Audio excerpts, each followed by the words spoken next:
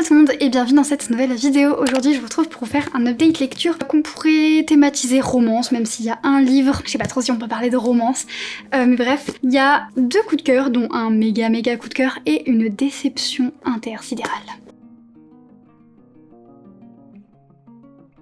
Tout d'abord, il y a Better Than the Movies de Lynn Painter qui n'a pas été traduit, je suis désolée. C'est pas très agréable de présenter des livres en anglais qui n'ont pas été traduits, je suis désolée. Cela dit, j'ai trouvé qu'il était assez accessible, c'est un livre vraiment young adulte, ça se passe au lycée, c'est une petite rom-com au lycée, donc c'est du vocabulaire très courant, c'est une manière de parler de la vie de tous les jours, donc c'est assez simple si vous avez déjà un bon niveau. Ensuite, je vais vous présenter Every Summer After de Carly Fortune qui n'a pas non plus été traduit, mais ça, c'est pas un mal. Et ensuite Normal People de Sally Rooney que j'ai ici donc aux éditions Point. On va commencer par Better Than the Movies. Du coup Better Than the Movies, c'est l'histoire de Liz qui a perdu sa maman. Sa maman elle était fan de comédie romantique et du coup Liz est fan de comédie romantique aussi. Et elle voit sa vie comme une comédie romantique et elle attend le prince charmant, etc. etc. Et cette année c'est la dernière année au lycée, donc pleine de choses assez chouettes, balles de promo, etc. etc. Tout d'un coup il y a ce type surgi du passé, je sais plus comment il s'appelle, Michael je crois, un truc comme ça, qui était un ami d'enfance qui avait déménagé, dont elle était amoureuse et elle veut sortir avec lui. Et elle se rend compte que son voisin, qu'elle déteste et qui était ami avec elle quand ils étaient jeunes mais aujourd'hui ils ont une relation un petit peu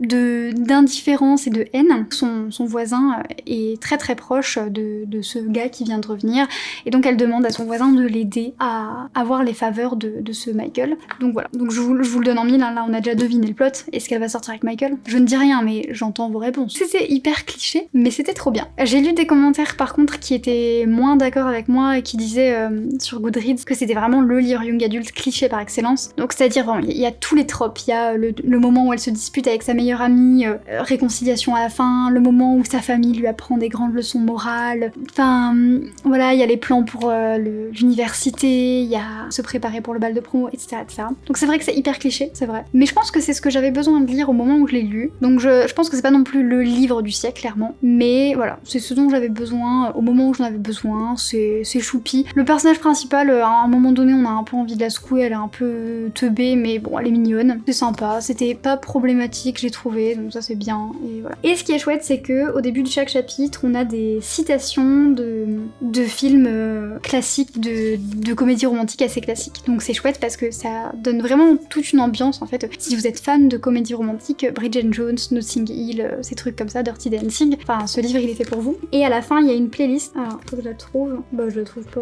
mais de toute façon il y a des gens sur Deezer et peut-être sur Spotify aussi qui ont recréé la playlist, donc je la trouve, elle est là. Ouais, il y a une petite playlist, et puis vous voyez même la couverture elle est pleine de références, Dirty Dancing, je sais plus ça, je crois que c'est, non c'est pas Love Actually, enfin bref, je m'y connais pas assez. Vraiment c'était super cute et ça se lit très bien. Ensuite on enchaîne avec Normal People de Sally Rooney, donc c'est une histoire assez drôle parce que j'avais déjà lu Normal People il y a 3 ans en arrière, mais quasiment pile poil 3 ans en arrière, je l'avais lu en juillet 2019, je l'avais lu en anglais, j'en ai aucun souvenir. Je sais même pas, en fait j'étais dans une période où je lisais pas beaucoup, je venais de rencontrer Robin, et j'avais pas du tout la tête à ça, enfin je devais déménager et tout, j'avais 1 million de trucs en tête, et du coup je m'en souvenais pas du tout, et je pense que quelques années après, je l'ai donné, parce que souvent je trie ma bibliothèque, et quand le livre ne me fait rien ressentir, pas de souvenir, je le donne. Sauf que là il y a pas longtemps, en voyant la bande-annonce de la série, en voyant que le livre avait été traduit et que bientôt il sortirait en poche et tout, j'avais envie de le relire, et je découvre avec stupéfaction que je l'ai plus dans ma bibliothèque, et je me souvenais même pas de l'avoir donné. Ce livre, c'est le livre de l'oubli intersidéral. Mais j'avais pas envie de le racheter parce que je me disais, si je m'en souviens pas, c'est peut-être qu'il y a une raison, quoi. Et en fait, Robin, pour mon anniversaire, m'a offert 4 livres, mais sur les 4 livres, il y en avait 2 que j'avais déjà, et donc on a été à la librairie pour les changer, donc on a choisi tous les 2. Et j'ai notamment choisi Blade Runner, que vous avez vu dans le précédent update lecture, et en deuxième, j'ai choisi Normal People de Sally Rooney en me disant que c'était un peu l'occasion. Je l'ai commencé le soir même, parce que j'avais envie de feuilleter, et en fait, j'ai pas réussi à m'arrêter. Et quand je vous dis j'ai pas réussi à m'arrêter, c'est-à-dire que j'ai dû lire un petit peu le soir, et le lendemain, j'ai terminé le livre. Parce que à chaque fois que je faisais autre chose, je me disais, ah, je me demande ce qu'ils font les personnages. Ah, je me demande où ils en sont là dans l'histoire. Ah, j'aimerais bien y retourner un petit peu. Allez, juste un chapitre. Et c'est génial. Par contre, c'est hyper badant. Vraiment, c'est c'est déprimant. C'est pour ça que j'avais un peu du mal à le classer dans Histoire d'amour, ce livre, parce que est-ce que c'est vraiment une histoire d'amour? C'est très déprimant, c'est triste, mais je sais pas, ça m'a vraiment pris, ça m'a touchée. Et en fait, il y a eu un phénomène trop bizarre, c'est que quand j'ai terminé le livre, j'avais passé la journée à lire, j'étais vraiment plongée dedans, mais immersion totale, à tel point que quand j'ai levé la tête, je reconnaissais pas ma chambre. Je me disais, mais je suis où? Et je savais qu'il y avait un gars dans la pièce d'à côté, je voulais lui raconter l'histoire, mais j'étais en mode, attends, je suis où là? J'ai eu un moment à me rephaser et à me dire, ok, t'es dans ton appart, le gars dans la pièce d'à côté, ton copain, t'as ton petit chat ici, tu n'es pas dans cette histoire, tu n'es pas à Dublin, tu ne t'appelles pas Marianne. Et c'était vraiment trop bizarre. Pendant toute la soirée, j'ai eu des moments où je replongeais dans l'histoire et j'avais du mal et c'était un sentiment trop agréable. Mais je sais que c'est l'ironie, ça passe ou ça casse. C'est typiquement le genre d'autrice, soit on adore, soit on déteste. Donc moi, je vous la conseille en vous disant, j'ai adoré. J'ai conscience que c'est pas pour tout le monde. Il y a plein de gens qui n'aiment pas du tout. Ça dépend vraiment de, je sais pas, peut-être du vécu, de la sensibilité, du style qu'on aime lire ou pas. C'est un style très particulier aussi. Il y a pas de tiret, il y a pas de guillemets. Déjà, ça c'est très particulier. Donc on suit Marianne et Connor qui sont au lycée à Dublin. Ils sont pas à Dublin, qu'est-ce que je raconte? Ils sont en Irlande, mais ils sont pas du tout à Dublin. Ils sont dans un petit bled un peu paumé, je crois. Et Connor, il vient d'un milieu plutôt modeste. Il a été élevé juste par sa mère, il connaît pas son père. Donc il est assez pauvre, mais il est très populaire à l'école. Et Marianne, c'est plutôt l'inverse. Elle est parmi les familles les plus riches de la ville, mais elle est un peu la weirdo de service à l'école. Elle subit un petit peu du harcèlement, c'est pas très facile. Et en fait, la mère de Connor, elle est femme de ménage pour la mère de Marianne. C'est ainsi que Connor et Marianne apprennent à se connaître, deviennent amis et entretiennent une relation qui est un petit peu plus qu'amicale, mais voilà, ça s'arrête là. Et donc on les suit un tout petit peu au lycée, c'est vraiment le début, et après on va les suivre à l'université et tout au long de leur vie d'adulte, et on va les suivre dans leur histoire d'amitié, leur histoire d'amour, leurs différentes amitiés, leurs différents amours. C'est vraiment touchant parce que ils ont des histoires vraiment très différentes. Ça parle de dépression, ça parle de tentatives de suicide, ça parle de harcèlement, ça parle de relations toxiques, ça parle de relations au corps, ça parle de classe sociale. Voilà, c'est vraiment très chouette. Moi j'ai trouvé que c'était un livre très chouette parce qu'il parlait de plein de choses. J'avais lu un article un jour qui disait que Sally Rooney c'était un peu une autrice très moderne, très actuelle qui parlait de la vraie vie. Je sais plus comment tourner l'article tournait le truc, mais en mode elle parle de la vraie vie des jeunes et de leurs difficultés, des crises économiques, des crises sociales. Enfin, c'est vraiment super intéressant. Et donc moi ça m'a beaucoup plu. J'ai trouvé ça super touchant, l'évolution des personnages, elle est super touchante. Je me suis beaucoup vue dans Marianne, cette jeune qui se fait harceler, qui ensuite a des relations toxiques, qui a pas confiance en elle, qui déteste son corps parce qu'on lui a souvent fait cette réflexion-là de détester son corps. On lui a fait pas mal de réflexions en ce sens-là et il faut qu'elle apprenne à prendre de la valeur, il faut qu'elle apprenne à compter sur les bonnes personnes. Enfin c'est vraiment hyper chouette et hyper touchant. Moi j'ai adoré, c'est un énorme coup. Honnêtement c'est l'une de mes meilleures lectures de l'année. Mais encore une fois je sais que voilà ça passe ou ça casse, n'hésitez pas à tenter. En fait mes meilleures lectures de cette année c'est vraiment des livres où les gens ils adorent, où ils se détestent. Et moi j'ai adoré. Mais voilà le style est un peu particulier, c'est pas forcément des très belles phrases, c'est très factuel. Mais moi j'ai trouvé ça très chouette. La manière de raconter l'histoire elle est assez intéressante aussi parce que des fois on a des longues périodes où on suit pas du tout les personnages et après on les retrouve et ils nous racontent des trucs qui s'est passé mais on les a pas, enfin il y a un petit peu ce truc où nous en tout cas on les suit que quelques fois par-ci, quelques fois par-là tout au long de plusieurs années et donc c'était vraiment très chouette. On enchaîne parce qu'on a une déception à montrer. Every Summer After de Carly Fortune. Est-ce que ça c'est pas de la bouse en livre? Si c'est pas ça je sais pas ce que c'est. Alors le plot, donc j'étais dans un mood romance, donc je suis pas tout le temps dans des moods romance. Quand je suis dans des moods romance, bon bah ça se passe bien, j'ai envie de lire, j'apprécie la romance, et quand je suis pas dans un mood romance, j'aurais même pas apprécié ça, vous voyez. Et du coup, je vois beaucoup passer ce livre, il y a plein de gens qui disent que c'est super chouette, et moi ça me donnait un peu des vibes de l'été où je suis devenue jolie, mais un peu version adulte. Parce que en fait on suit une femme, je sais plus comment elle s'appelle déjà, Percy, elle s'appelle Perséphone, mais ils la surnomment tous Percy, et on va tous la surnommer ici Percy parce que c'est beaucoup simple.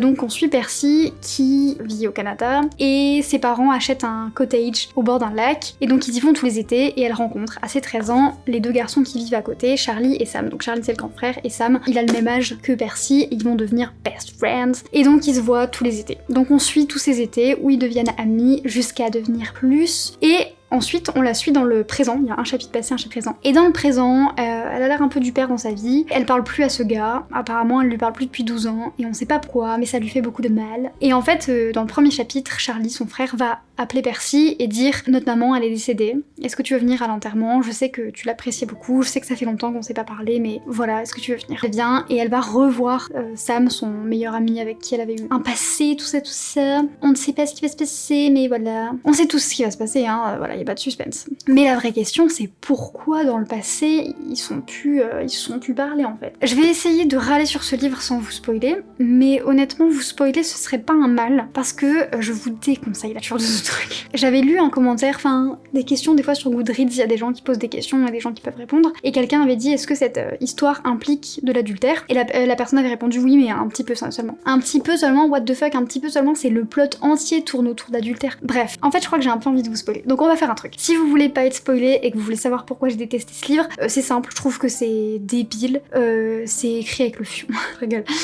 Je trouve énerve pour rien. Non mais en fait, toute cette partie non-communication et adultère me vraiment saoulée, et pour moi c'est pas crédible, pour moi c'est méchant, pour moi c'est impardonnable, et je sais pas, pour moi c'est pas une histoire d'amour, pour moi c'est tout simplement pas une histoire d'amour. Les personnages, ils sont teubés, tous autant qu'ils sont. Les parents de la jeune, ils sont teubés, ils l'emmènent en vacances parce qu'ils veulent qu'elle traîne pas avec des enfants de son âge pendant les vacances. Mais what, parce qu'elle s'est fait harceler à l'école, enfin, à un moment donné il va peut-être falloir apprendre à mieux gérer le harcèlement et à mieux gérer ses enfants, bref. Et en fait tout le plot m'a saoulée, j'ai eu aucun intérêt pour les personnages au début, j'ai eu beaucoup de mal à rentrer dedans, je trouvais que ça c'était long, et au bout d'un moment ça s'accélère pour rien, et à un moment donné ils font, j'ai pas envie de dire le mot, j'ai peur de choquer, mais ils font le truc le matin de l'enterrement de la maman. Et c'est quoi ces vibes pseudo-romantiques? Enfin moi ça m'envoie pas du tout du cocooning, ça m'envoie du... Donc bref, si vous voulez pas être spoilé, voilà pourquoi j'ai pas aimé le livre, grosso modo. Grosso modo, y a pas grand chose que j'ai aimé. Si ça vous dérange pas d'être spoilé et de savoir pourquoi j'ai détesté ce livre, parti, on va en parler maintenant. Et pour les autres, vous pouvez quitter la vidéo maintenant, vu qu'on a parlé de tous les livres. Je vous remercie d'avoir regardé jusque là, et je vous fais de gros bisous, et je vous dis à la semaine prochaine pour une nouvelle vidéo. Maintenant qu'il ne reste que nous, c'est parti. Donc, on ne sait pas pourquoi ils ont arrêté de se parler. Alors, ça ne parle qu'un petit peu d'adultère. Alors, qu'un petit peu d'adultère, qu'est-ce que ça veut dire qu'un petit peu d'adultère pour cet internaute?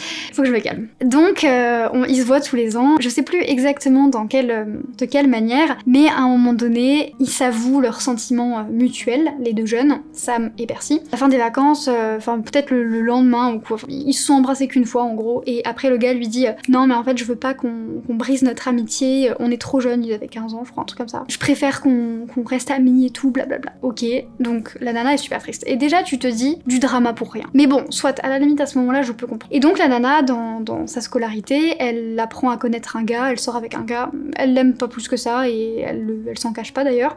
Bon, ça après je peux comprendre qu'on reste avec quelqu'un qu'on aime pas plus que ça, pour diverses raisons, elle est au lycée, elle a envie d'essayer des choses, voilà, bref, ça à la limite. Mais il y a tout ce truc où elle sait qu'elle aime son meilleur ami, elle le fait comprendre à son meilleur ami, et ça commence à me gêner par contre, parce que quand tu restes avec quelqu'un par habitude, par truc, ou parce qu'il y a des sentiments, parce que c'est difficile, parce que t'es jeune et que t'as envie d'essayer des choses, ok. Quand tu restes avec quelqu'un parce que la personne avec qui t'as envie d'être veut pas de toi, ça commence à me faire cringer. Ensuite, ils se voient pendant les vacances, et le meilleur pote rencontre le petit copain, et ah non mais il est nul en fait, et blablabla, bon bref, les petits clashs de bébé là, ok, ça peut passer, et encore que c'est très enfant de 4 ans, hein. Le gars repart, le copain repart, il rentre chez lui, bref. Oh my god, ils s'embrassent. En fait, le meilleur ami et Percy, Sam et Percy s'embrassent. Oh, wow. Et là, je me dis quand même, bon, don't forget your boyfriend, hein, t'as quand même un petit copain. Bon, ça coûte rien d'envoyer un petit message. Mais à ce moment-là, encore, à la limite, ok, y a pas de problème, y a pas de problème. En fait, moi, ce qui me gêne, c'est pas tant le bisou, vraiment, c'est pas tant le bisou que le fait d'être amoureux de quelqu'un d'autre. Mais ok, pas de souci. Peu de temps après, elle rompt avec